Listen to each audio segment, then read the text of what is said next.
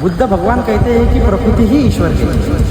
विज्ञान ही सत्य है, इंसानियत ही धर्म है और कर्म ही विज्ञान है, मानवता ही श्रेष्ठ धर्म है और मानव की मदद ही सर्वोपरि मदद है।